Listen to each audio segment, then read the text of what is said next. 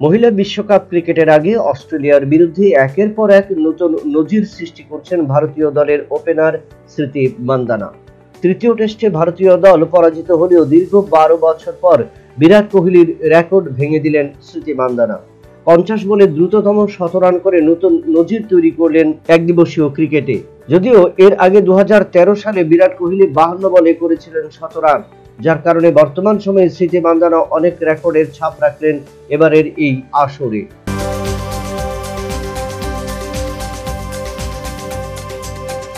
অস্ট্রেলিয়ার বিরুদ্ধে একদিবসীয় সিরিজের শেষ রক্ষা হল না ভারতীয় মহিলা দলের। সিরিজে জয়লাভ করলেও শেষ ম্যাচে ভারতীয় দল হেরে গেল অস্ট্রেলিয়ার কাছে 43 রানের ব্যবধানে। তবে সেই ক্ষেত্রে তৈরি হলো নতুন কীর্তি। প্রথমে ব্যাট করতে নেমে অস্ট্রেলিয়া 413 রানের ইনিংস সংগ্রহ করেছিল। জবাবে ভারতীয় দল স্মৃতি মান্দানার দ্রুততম শতরানের দৌলতে 369 রান তুলতে সমর্থ হয়, কিন্তু শেষ পর্যন্ত ভারতীয় দল ম্যাচটিতে হেরে যায় 43 রানের ব্যবধানে। একদিকে সিরিজ জয় ভারতের, অন্যদিকে সিরিজের শেষ ম্যাচে পরাজিত হলেও এই ম্যাচে নতুন কীর্তি তৈরি হলো ক্রিকেটে। উভয় ইনিংস মিলিয়ে সংগ্রহিত হলো 777 রান, ভেঙে গেল একাধিক রেকর্ড।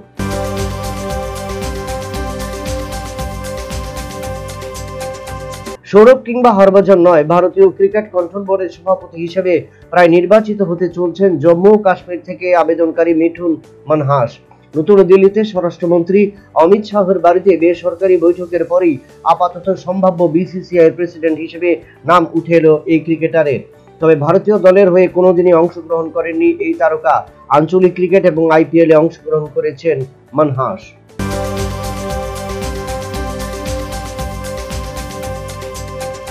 সর্বভারতীয় ফুটবল সংস্থা জানিয়ে দিল, দীর্ঘ 4 বছর পর শুরু হতে চলছে আইএফএ শিল্ড ফুটবল প্রতিযোগিতা।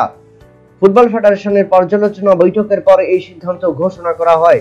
প্রাথমিক সূচি অনুযায়ী আগামী 8 অক্টোবর থেকে শুরু হচ্ছে এই আসর।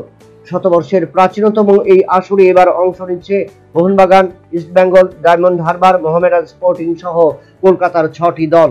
আইএফএ সচিব অনির্বাণ দত্ত জানিয়েছেন, আই লিগ এবং আইএসএল এর আরো 3টি করে মোট 6টি দল অংশ নিচ্ছেন আসরে, অর্থাৎ মোট 12টি দলকে নিয়ে শুরু হবে এই আসর।